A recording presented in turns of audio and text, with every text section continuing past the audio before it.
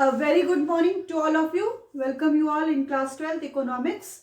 As you already know that we have discussed, we are doing some numerical questions related to the income determination and the multiplier as well as national income.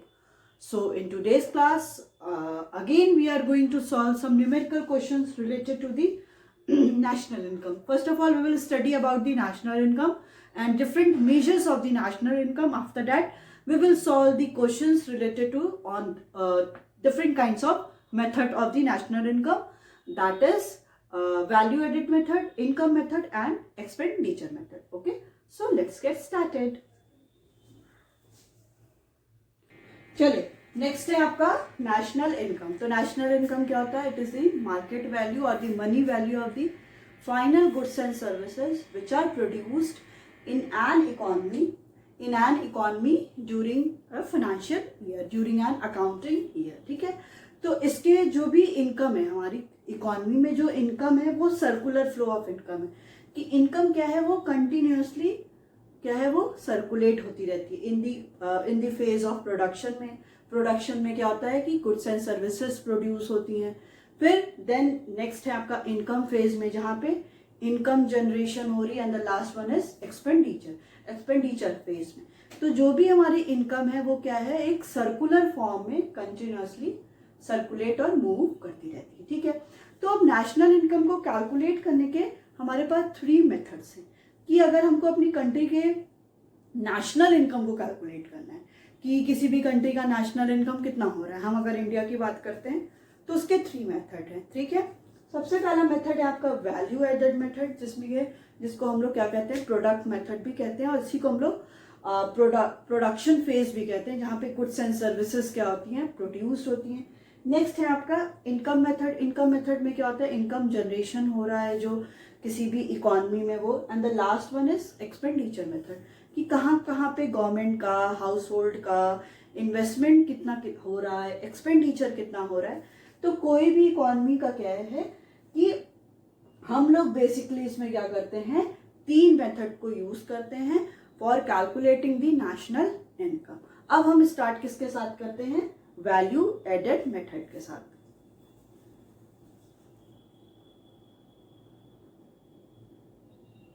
अब देखिए, अब इसमें हम सबसे पहले क्या निकालते हैं, GVOMP, gross value of output at market price. तो हम सबसे पहले इसमें क्या करते हैं, इसका फॉर्मूला है आपका sales plus change in stock. कि कोई भी इकोनॉमी में कितना सेल हुआ है और plus change in stock. Change in stock हम कैसे कैलकुलेट करते हैं, क्लोजिंग माइनस ओपनिंग स्टॉक. ठीक है, सो क्लोजिंग माइनस ओपनिंग स्टॉक के थ्रू हम क्या करते हैं, चेंज इन स्टॉक कैलकुलेट करते हैं. कभी कभी क्वेश्चन में आपका डायरेक्टली सेल्स नहीं दिया होता है, उस कंडीशन में कभी आपको या तो प्राइस दिया रहेगा और आउटपुट दिया रहेगा. प्राइस मतलब कोई भी कमोडिटी की प्राइस कितनी हो गई और आउटपुट कितना हो गया. अगर हम उन दोनों को मल्टीप्लाई करेंगे तो हमको सेल पता चल जाएगा कि कितना आउटपुट प्रोड्यूस हुआ और कितना उसकी प्राइस थी. तो क्या होता है, कभी कभी क्वेश्चन में नहीं दिया होता है तो हम लोग सेल कैसे कैलकुलेट करते हैं, प्राइस इनटू आउटपुट. और इसमें क्या होता है कि कभी कभी आपके पास क्या है कि क्वेश्चंस में दिया रहता है डोमेस्टिक सेल्स प्लस एक्सपोर्ट. तब देखिए, एक्सपोर्ट किसी भी कंट्री के लिए क्या होता है, बेनिफिशियल कंडीशन होती है, प्रॉफिट की कंडीशन होती है.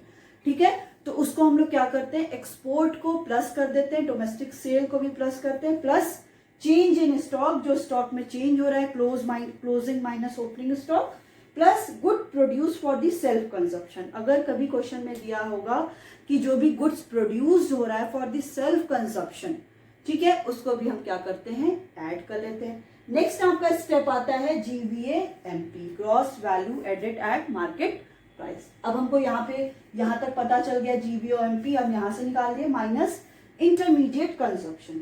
इंटरमीडिएट कंजप्शन होता है मतलब कि आप जब भी इंटरमीडिएट गुड्स कि कोई भी कॉमोडिटी क्या है, हम लोग को फर्दर प्रोडक्शन, जो इसको हम लोग बोलते हैं कैपिटल गुड्स, कि जो भी कॉमोडिटी है जिसको हम लोग फर्दर प्रोडक्शन के लिए यूज कर रहे हैं, that is called the intermediate consumption. ठीक है, क्वेश्चन में आपके पास अगर इंटरमीडिएट कंजप्शन दिया है और रॉ मटेरियल दिया है तो आप लोग क्या लोगे, इंटरमीडिएट कंजप्शन लोगे, क्योंकि उसमें सारी चीजें इंक्लूडेड है, जैसे purchase of the raw material है, तो रॉ मटेरियल क्या इंटरमीडिएट कंजप्शन है। अब जैसे मेरे को ये घर बनाना है तो इसमें रॉ मटेरियल क्या हो गया, ब्रिक्स जो हो गया, ईटा लगाया, जो सीमेंट लगाया, ये सब क्या है रॉ मटेरियल, सॉरी ये सब इंटरमीडिएट कंजप्शन है, तो इसको हम क्या करते हैं माइनस कर देते हैं। और क्वेश्चन में अगर दिया रहता है तो GVO MP minus domestic purchase plus import, ठीक है। इंपोर्ट को हम क्या करते हैं, हम लोग अगर परचेज दिया है प्लस इंपोर्ट तो प्लस करके फिर हम लोग टोटल में से माइनस कर लेते हैं। जब अगर हम लोग कुछ सेल करेंगे, कोई भी प्रोड्यूसर सेल करेगा तो उसको क्या होगा, उस कंडीशन पे उसको प्रॉफिट होगा, बट अगर वो परचेज करेगा तो उसका पैसा जाएगा। तो जब हम लोग कैलकुलेट करते हैं तो उस कंडीशन पे हम लोग डोमेस्टिक परचेज को माइनस करते हैं और इम्पोर्ट भी माइनस करते हैं, बट ये दोनों को हम साथ में प्लस करके होल में से जीवीओ एमपी जो कैलकुलेट करेंगे उसमें से माइनस कर लेते हैं, ठीक है। अब आपके पास आ गया जीवीए एमपी। इसके बाद आपको सबको पता है जीवीए एमपी को हम लोग और क्या बोलते हैं, GDP MP, sorry GDP MP. अब हमें क्या करना है इसको, और एनवीए एट फैक्टर कॉस्ट को हम क्या बोलते हैं, एनएनपी एट फैक्टर कॉस्ट, मतलब एनएनपी एट फैक्टर कॉस्ट को हम क्या बोलते हैं, नेशनल इनकम, और एनडीपी एट फैक्टर कॉस्ट को क्या बोलते हैं, डोमेस्टिक इनकम, क्योंकि क्या है ये net national product at factor cost and the net domestic product at factor cost, तो इसको क्या बोलते हैं डोमेस्टिक इनकम और इसको नेशनल इनकम। अब इस net domestic product at factor cost में हम NFIA net factor income from abroad plus करते हैं, so then it is converted into NNP at factor cost और नेशनल इनकम, ठीक है। अब हमको क्या करना है, सिंपली अब हमको इसको कन्वर्ट करना है। जीवीएमपी हमको पता चल गया, अब हमें क्या कैलकुलेट करना है, ये हमारा जीवीएमपी और इसको जीडीपीएमपी भी करते हैं। अब हमको एनवीए एट फैक्टर कॉस्ट निकालना है, then GVA at factor MP दिया है हमें, हम क्या करेंगे नेट निकालना है, तो इसमें से डेप्रिसिएशन माइनस हो जाएगा, फिर क्या करेंगे हम लोग फैक्टर कॉस्ट दिया हुआ है ना, तो अब इसमें से एनआईटी भी क्या करेंगे हम लोग माइनस करेंगे, ठीक है। तब आपका क्या आ जाएगा, GDP minus depreciation minus NIT, so that we get the value of national income. इसको हम लोग क्या कहते हैं, नेशनल इनकम ही बोलते हैं, मैंने अभी बताया एनवीए एट फैक्टर कॉस्ट को हम लोग नेशनल इनकम भी बोलते हैं।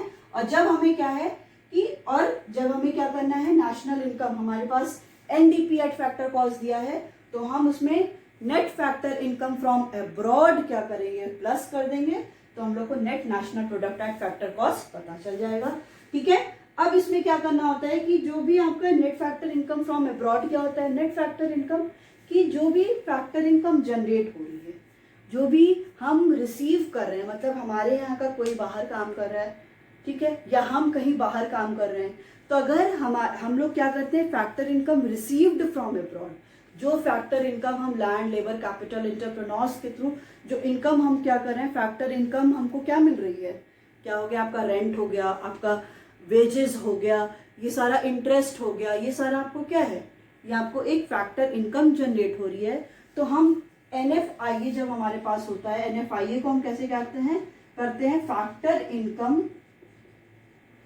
Factor income received from abroad minus factor income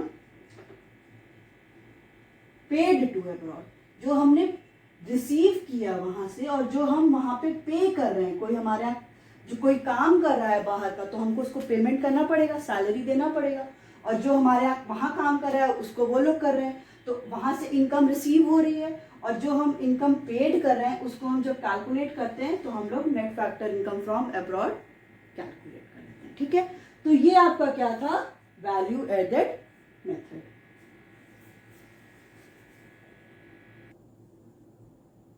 चलिए नेक्स्ट है आपका इनकम मेथड, ठीक है। अब इनकम मेथड में कहाँ से इनकम जनरेशन हो रही है, तो जो भी फैक्टर पेमेंट हम कर रहे हैं तो उसको क्या है 3 में डिवाइड किया गया है, जिसमें होता है आपका पहला कॉम्पनसेशन ऑफ एम्प्लॉइज, सेकेंड होता है आपका operating surplus, and then mixed income. अब क्या होता है, कभी कभी आपको क्वेश्चंस में मिलेगा कि कॉम्पनसेशन ऑफ एम्प्लॉइज क्या है, डायरेक्टली दिया रहेगा। बट समटाइम्स ऐसा होगा कि आपको वो डायरेक्टली ना देके क्या हो, उसको स्प्लिटेड फॉर्म में होगा, मतलब उसके जो सब पार्ट है वो दिया होगा। क्या क्या हो सकता है, कभी वेजेस इन कैश भी हो सकता है, या वेजेस इन काइंड भी हो सकता है, और employers contribution to social security schemes, कि कुछ ना देके बस employers contribution to social security scheme दे दे, मतलब कि आप इसको कॉम्पनसेशन ऑफ एम्प्लॉयज माने। कभी कभी क्वेश्चन में क्या होता है कि बेसिकली आप लोग के क्वेश्चन ये भी होता है कि हम क्या करते हैं कि क्वेश्चन में आपका डायरेक्टली दिया होगा compensation of employees as well as ये भी दिया होगा employers contribution to social security schemes. आप क्या करोगे, आपको इसमें से अगर ये डायरेक्टली दिया है कॉम्पनसेशन ऑफ एम्प्लॉय, तो आप डायरेक्टली उसको ले लो, इसके स्प्लिटेड फॉर्म में इसके सब पार्ट्स पे ध्यान नहीं दोगे।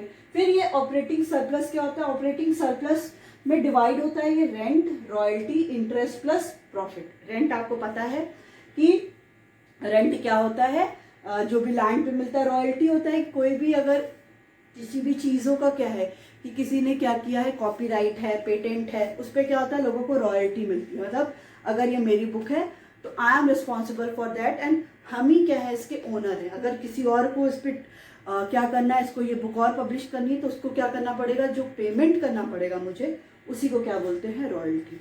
इंटरेस्ट आपको पता ही, और प्लस प्रॉफिट। ठीक है, इन चारों को मिला के हम ऑपरेटिंग सरप्लस निकालते हैं। क्वेश्चन में अगर रेंट दिया है, इंटरेस्ट दिया है, प्रॉफिट दिया है, तो जो दिया है इन चारों में से उसको आप ले लोगे। अगर ये भी दिया है और सीधे ऑपरेटिंग सरप्लस दिया है, तो आप इसमें से क्या लोगे, ऑपरेटिंग सरप्लस ही लोगे। ठीक है, और प्रॉफिट के भी क्या होते हैं, टाइप्स होते हैं। डिविडेंड हो गया, कॉर्पोरेट टैक्स हो गया, जो भी टैक्स पेमेंट होता है, और जो कॉर्पोरेट सेविंग्स होता है। ठीक है, तो ये प्रॉफिट के भी सब पार्ट्स हो गए। कभी कभी प्रॉफिट ना देके आपको इसमें से कोई भी पार्ट दे देगा, तो आप इसमें क्या कर लोगे, प्लस कर लोगे, फिर ऑपरेटिंग सरप्लस निकल जाएगा। अब नेक्स्ट है आपका मिक्स्ड इनकम। मिक्स्ड इनकम होता है income of your own account worker. ठीक है, जो अपने अकाउंट वर्कर है कि जो अपने ही रिसोर्सेज को क्या कर रहे हैं, यूज कर रहे हैं। मतलब मेरी लैंड है, मैं उसी पे क्या कर रही हूँ, प्रोडक्शन कर रही हूँ। तो उस कंडीशन में क्या है कि कोई भी अकाउंट प्रिपेयर नहीं होता है कि कितना एक्सपेंडिचर हुआ, इनकम हुआ। तो ये सारे क्या है, जो अपना अकाउंट खुद ही बना रहा है, जैसे फार्मर्स हो गए, वो अपना काम कर रहे हैं, डॉक्टर अपनी क्लिनिक पे काम कर रहे हैं, तो अपने ही वो सारे रिसोर्सेज को यूज कर रहा है, तो उसको बोलते हैं मिक्स्ड इनकम। तो अगर हम इनकम मेथड से क्वेश्चन को कैलकुलेट करेंगे नेशनल इनकम, तो हम डायरेक्टली कैलकुलेट करेंगे NDP at factor cost. NDP at factor cost means domestic income. इसमें हम फॉर्मूला लगाएंगे COE plus operating surplus plus mixed income. ठीक है, इसके थ्रू हमको एनडीपी एट फैक्टर कॉस्ट निकल गया। क्वेश्चन में आया है कैलकुलेट नेशनल इनकम, तो आप एनआई कैसे निकालोगे, नेशनल इनकम, और एनएनपी एट फैक्टर कॉस्ट।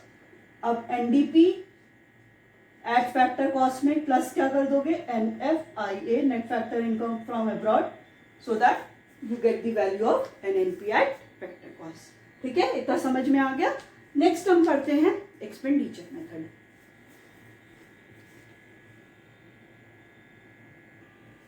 चलिए, नेक्स्ट है आपका एक्सपेंडिचर मेथड। ठीक है, एक्सपेंडिचर मेथड से हम लोग डायरेक्टली क्या करते हैं, जीडीपी एमपी निकलता है, हमारा जीडीपी एमपी निकलता है। इसमें आपको याद होगा एडी में हमने पढ़ा था C plus I plus G plus X minus M, C plus I plus G plus X minus M. आपको ये भी याद आ रहा होगा कि मैंने बोला था एडी को और क्या बोलते हैं, एक्सपेंडिचर मेथड भी बोलते हैं। आपको याद आ रहा होगा, क्योंकि उसमें अगर कोई डिमांड करेगा तो वो क्या करता है, एक्सपेंडिचर करता है।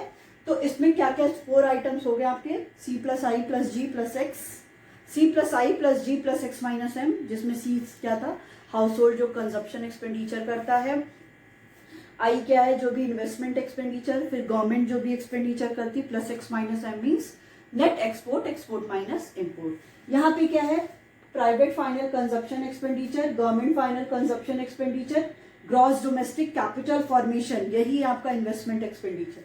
अगर कभी क्वेश्चन में आपका GDCF नहीं दिया है, ग्रॉस डोमेस्टिक कैपिटल फॉर्मेशन नहीं दिया है, उसकी जगह दिया है आपको gross domestic fixed capital formation, fixed capital formation दिया है, तो आपको क्या करना पड़ेगा, प्लस चेंज इन स्टॉक करना पड़ेगा। चेंज इन स्टॉक अगर वैल्यू दी होगी डायरेक्टली, नहीं तो अगर दिया होगा क्लोजिंग माइनस ओपनिंग, आप इसको कैलकुलेट करके तब आप फॉर्मूला लगाओगे, प्लस नेट एक्सपोर्ट, मतलब आपका क्या है, net export means export minus import. देखिए एक चीज यहाँ पे एक और समझने की चीज है, यहाँ पे एक चीज ये समझने की चीज है कि अगर आपके क्वेश्चन में दिया हो एनडीसीएफ, एनडीसीएफ, ठीक है, अब आपको करना है, आपके पास इसके बाद दो ऑप्शन है। यहां पे आपसे पूछा था कैलकुलेट एनडीपी एमपी, समझिएगा, एनडीपी एनपी निकालना है, और क्वेश्चन में आपका दिया नेट डोमेस्टिक कैपिटल फॉर्मेशन। इसका आपके पास दो ऑप्शन है। क्या ऑप्शन है, या तो आप इसमें प्लस डेप्रिसिएशन करके इसको जीडीसीएफ में क्या करिए, फिर आप क्या इससे निकालेंगे, जीडीपी एट एमपी निकालेंगे, नहीं तो सीधे आप यही लगा के क्वेश्चन में एनडीपी एमपी लगा दीजिए, क्योंकि हम लोग नेट है तो हम लोग डोमेस्टिक हम लोग क्या करते हैं, डेप्रिसिएशन प्लस करते हैं so that we get the gross. Gross हम लोग कब निकालते हैं, हम लोग नेट में प्लस करते हैं। अगर क्वेश्चन में आपके जी दिया है और यहाँ पे एन दिया है, तब आपको क्या करना पड़ेगा, हमको ग्रॉस निकालना है, नेट दिया है तब आपको डेप्रिसिएशन यहाँ पे प्लस करना पड़ेगा। अगर एनडीपी है तो आप सीधे यही वैल्यू लगा दीजिए एनडीसीएफ, तब डेप्रिसिएशन की जरूरत नहीं है, क्योंकि एन यहाँ पे सेम। बट अगर जीट करना है तो आपको यहाँ पे डेप्रिसिएशन प्लस कर। कभी कभी क्वेश्चन में आपको कह देता है कि डेप्रिसिएशन कैलकुलेट करने को, या आपके पास डेप्रिसिएशन ही नहीं दिया है और आपको दिया है gross domestic capital formation, net domestic capital formation. तो आपको पता है ग्रॉस क्या होता है, ग्रॉस इक्वल टू होता है ना नेट प्लस डेप्रिसिएशन। तो अगर ये दोनों वैल्यू दी हुई है, ग्रॉस माइनस आप नेट कर दोगे तो आपको क्या होगा, डेप्रिसिएशन की वैल्यू पता चल जाएगी।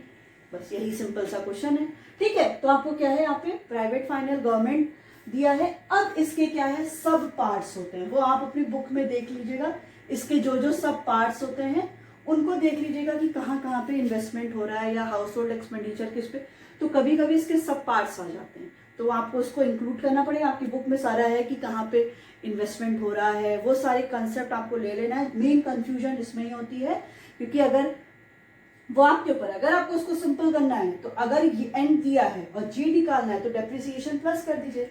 इन केस आपको एनएनपी एट फैक्टर कॉस्ट निकालना है, आपको दिया एनडीसीएफ, तो कोई चेंज करने की जरूरत नहीं, क्योंकि सीधे फिर आपका क्या आ जाएगा, एनडीपी एनपी ही आ जाएगा, ठीक है ना। फिर एनडीपी एनपी आ जाएगा, फिर आप एनएनपीएफसी में इसको क्या कर सकते हो, चेंज कर सकते हो, ठीक है। इतना क्या है आपका फॉर्मूला है। अब आप हम लोग कुछ ये हो गया, तीन मेथड हो गया, value added, income as well as expenditure. अब हम क्या करते हैं, कुछ न्यूमेरिकल क्वेश्चंस लगाते हैं जिसमें तीनों साथ में निकालना हो, या इनकम और एक्सपेंडिचर मेथड का वैल्यू निकालना हो।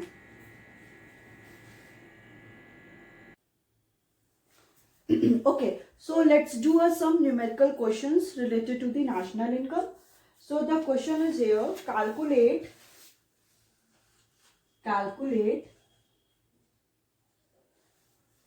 GDP at MP, GDP at MP by production method, first क्या है आपका, प्रोडक्शन मेथड है, and the second one is income method.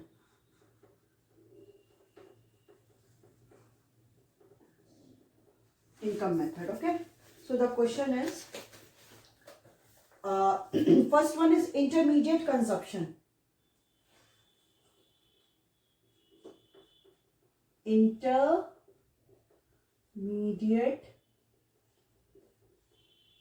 Consumption, ठीक है।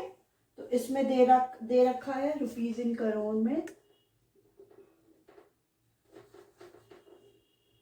रुपीज इन करोड़, ठीक है। पहला है प्राइमरी सेक्टर, बी है सेकेंडरी सेक्टर, सी है टर्शियरी सेक्टर, ठीक है। तीनों का अलग दिया, intermediate consumption by primary sector, secondary sector and the tertiary sector. Primary sector का है 500, सेकेंड है आपका 400, 300। नेक्स्ट है आपके पास information, value of output,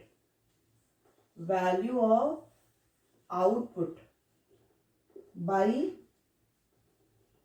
primary sector, secondary sector, tertiary sector. ठीक है, तो ये कितनी दे रखी है 1000 by the primary sector, secondary से 900 और टर्शियरी सेक्टर से 700। Next one is rent. Rent. Fourth one is emoluments of employees, emoluments of employees। ठीक है, next one is fifth is mixed income MI, sixth is operating surplus, seventh is net factor income from abroad NFIA, eight is interest, ninth is consumption of fixed capital, that means consumption of fixed capital क्या होता है depreciation, and the last one is 10 is NIT, net indirect tax। अब इसकी values क्या क्या है देखिए, rent है आपका 10, emoluments of employees is 400, mixed income is 650, operating surplus is 300, NFIA is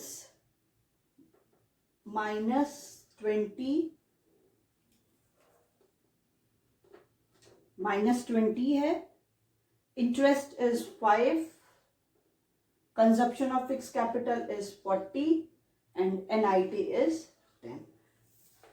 ठीक है, तो आपको यहाँ पे क्या कैलकुलेट करना है, ये तो 1 मिनट, 40 and 10, इंटरेस्ट इज 5। ठीक है, यहाँ समझ में आ गया, ये सारी आपके पास इंफॉर्मेशन दी हुई है and you have to calculate GDP-MP। GDP-MP हमको कैलकुलेट करना है by the income method and the production method. ठीक है, इनकम मेथड और प्रोडक्शन मेथड से हमको क्या करना है, कैलकुलेट करना है। ठीक है, तो हम करते हैं इसको। सबसे पहले हम किससे करेंगे, GDP-MP, GDP-MP by production method. ठीक है, अब इसका फॉर्मूला क्या होता है, सबसे पहले हम लोग क्या निकालते हैं, इसमें तो कोई दे नहीं रखा है, इसमें पहले आप देखिए क्वेश्चन में क्या दे रखा है। तो क्वेश्चन में इंटरमीडिएट कंजप्शन दिया है और वैल्यू ऑफ आउटपुट दिया है। हम लोग क्या करते हैं, पहले क्वेश्चन में हम लोग वैल्यू ऑफ आउटपुट निकालते हैं GVO-MP, बट GVO-MP आपके पास ऑलरेडी दिया है, तो अब हम सीधे निकालेंगे क्या, GVA-MP, और GVA-MP और इसको हम लोग और क्या बोलते हैं, GDP-MP। ठीक है, दोनों ही सेम है। या तो अगर क्वेश्चन में आ गया है कैलकुलेट GVA-MP, तो ये मत कंफ्यूज हो जाइएगा कि what is GVA-MP। GVA-MP is the same as the GDP-MP। ठीक है, तो हम इसको इक्वल करते हैं। इसका फॉर्मूला क्या होता है, GVO-MP माइनस इंटरमीडिएट कंजप्शन। ठीक है, इतना आपको पता है। अब GVO-MP आपका वैल्यू ऑफ आउटपुट किसका किसका दिया है, primary sector, secondary sector, tertiary sector का। Primary, secondary plus tertiary sector का माइनस इंटरमीडिएट कंजप्शन। अब इंटरमीडिएट कंजप्शन भी तीनों का दिया है, प्राइमरी, सेकेंडरी एंड टर्शियरी। अब इन तीनों को हम सम करेंगे, 500 प्लस 400 प्लस 300। अब देखिए किसी भी इकोनॉमी में 3 सेक्टर होते हैं ना, ये तो पता है आपको, primary sector, secondary sector and tertiary sector. अब इनका आउटपुट का प्रोडक्शन इतना हो रहा है और इंटरमीडिएट कंजप्शन इतना हो रहा है। तो अगर हमको पूरी कंट्री का निकालना है, टोटल निकालना है, तो हम क्या करेंगे, पूरा इंटरमीडिएट कंजप्शन ले लेंगे और वैल्यू ऑफ आउटपुट ले लेंगे। तो वैल्यू ऑफ आउटपुट से अगर हम intermediate consumption, total intermediate consumption जो प्राइमरी, सेकेंडरी और टर्शियरी का सम होगा, उसको अगर हम माइनस कर देंगे, so that we get the value of GVA-MP। अब यहाँ पे वैल्यू रखिए, प्राइमरी सेक्टर की क्या है,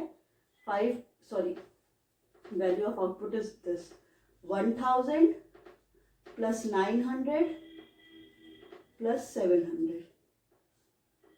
माइनस ये क्या है आपका 500, इसकी वैल्यू क्या हो गई 500 हो गया। अब इसको सम करेंगे तो क्या आएगा 19, 20, 21, 22, 23, 24, 25, 26 माइनस 1200। तो आपका ये कितना आ गया 4 रुपीज 1400 करोड़। आपका जीडीपी एट एमपी निकल गया। ठीक है, कितना सिंपल सा क्वेश्चन था। इस क्वेश्चन में कुछ था ही नहीं, एकदम जो बोलते हैं ना सिंपल सा था, कुछ था ही नहीं कि हमको इसमें कुछ ज्यादा कैलकुलेट करना था। आपके पास जीडीपी एमपी आपको निकालना था और आपके पास value of output that means GVO MP दिया हुआ था, बस हम उसमें से माइनस करेंगे सीधे आ जाएगा। ये हो गया आपका GDP MP by the production method. Second है आपका GDP MP by income method. ठीक है, इनकम मेथड से हम क्या कैलकुलेट करते हैं एनडीपी एट फैक्टर कॉस्ट, ये तो पता है ना। इनकम मेथड से हम क्या कैलकुलेट करते हैं NDP at factor cost, net domestic product at factor cost. तो एनडीपी एट फैक्टर कॉस्ट के लिए क्या क्या हम लेते हैं COE compensation of employees plus operating surplus plus mixed income. अब क्वेश्चन में देखिए क्या क्या इंफॉर्मेशन दी हुई है। यहाँ पे आपके दे रहा है emoluments of the employees. Emoluments of the employees means salary of the employees. तो सैलरी क्या आ जाएगा, किस में आएगा कॉम्पनसेशन ऑफ एम्प्लॉय में। ठीक है, इसका formula COE plus OS plus mixed income. तो ये आपका इमोल्यूमेंट्स ऑफ द एम्प्लॉइज किस में आ गया कॉम्पनसेशन ऑफ द एम्प्लॉय। फिर दे रहा है ऑपरेटिंग सरप्लस। क्वेश्चन में देखिए ऑपरेटिंग सरप्लस भी दिया हुआ है, रेंट भी दे रहा है और इंटरेस्ट भी दे रहा है। मैंने बताया है अगर डायरेक्टली आपके पास क्वेश्चन में ऑपरेटिंग सरप्लस दिया हुआ है तो आपको मतलब नहीं है कि रेंट दिया हो, चाहे इंटरेस्ट दिया हो, चाहे प्रॉफिट दिया हो, चाहे डिविडेंड दिया हो। अगर क्वेश्चन में ऑपरेटिंग सरप्लस नहीं होगा फिर हम इन सारे को सम करके ऑपरेटिंग सरप्लस कैलकुलेट करेंगे। बट क्वेश्चन में ऑलरेडी आपके पास ऑपरेटिंग सरप्लस दिया है, बस इसकी वैल्यू रखिए क्या है ये 3000। मिक्स्ड इनकम दिया है, हाँ दिया है 650। कितना आया सम करिए 3000, ये हो गया आपका 4, वेट अ मिनट, आपका ये क्या दे रहा है ऑपरेटिंग सरप्लस इज 3000 दिया है ऑपरेटिंग वैल्यू। तो सम कर देखिए ऑपरेटिंग सरप्लस इज हियर 300। ठीक है, देखिए इसको 700 हो गया प्लस 650 1350 आया। एनडीपीआई फैक्टर कॉस्ट आपका 1350 आ गया। ठीक है, ये आपका क्या था ऑपरेटिंग सरप्लस दिया है 300। ठीक है, इतना आ गया। अब आपको क्या कैलकुलेट करना है जीडीपी एमपी। तो जीडीपी एमपी के लिए क्या करेंगे हम लोग NDP at factor cost gross निकालना है तो प्लस क्या करेंगे हम लोग डेप्रिसिएशन। एमपी है मतलब मार्केट प्राइस निकालना है, आपके पास फिक्स दिया है तो हम एनआईटी को प्लस करेंगे। ठीक है, तो एनडीपी एट फैक्टर कॉस्ट कितना है आपके पास 1350।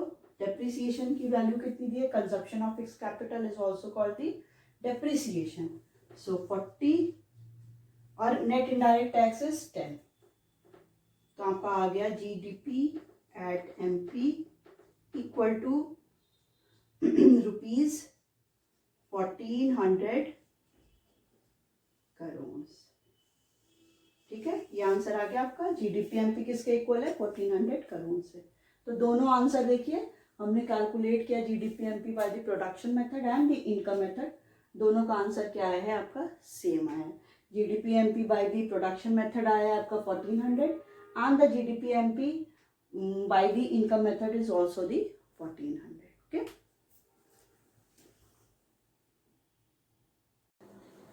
Okay. So like that we can also solve some numerical questions of the others. कि आपको सिंपल सा क्या है कि आपके पास इंफॉर्मेशन दी हुई है, आपको बस इसमें से आइडेंटिफाई करना है अब जैसे आपके पास इसी क्वेश्चन में इमोल्यूमेंट्स ऑफ एम्प्लॉइज है, ठीक है, और ऑलरेडी क्वेश्चन में दिया है कॉम्पनसेशन ऑफ एम्प्लॉइज, तो आपको ये नहीं लेना है, मैंने पहले भी बोल दिया ये नहीं लेना है। क्यों नहीं लेना है? क्योंकि ऑलरेडी ये सैलरी किस में आ रहा है, कॉम्पनसेशन ऑफ एम्प्लॉइज में आ रहा है, तो हमें इसको नहीं लेना है। तो क्वेश्चन में अगर जो हम लोग पॉइंट्स ले रहे हैं, पॉइंट्स है और उसके सब पॉइंट्स है, तो हमें सब पॉइंट्स पे नहीं जाना है जब तक हमने देखा कि हमारे पास पॉइंट्स दिया हुआ है, मतलब जो हम आइटम्स ले रहे हैं वो दिया है और उसके अंदर का भी दिया है, मतलब रेंट, इंटरेस्ट, प्रॉफिट। तो हमें अनटिल एंड अनलेस हम देखेंगे कि ये नहीं है तब तक हम उस पर नहीं जाएंगे। तो हमें क्वेश्चन में पहले समझना है कि क्वेश्चन में क्या दे रखा है और हम उससे क्या कैलकुलेट कर सकते हैं, ठीक है। तो पहले क्वेश्चन को देखिए, समझिए, उसके बाद ही क्वेश्चन को हम सॉल्व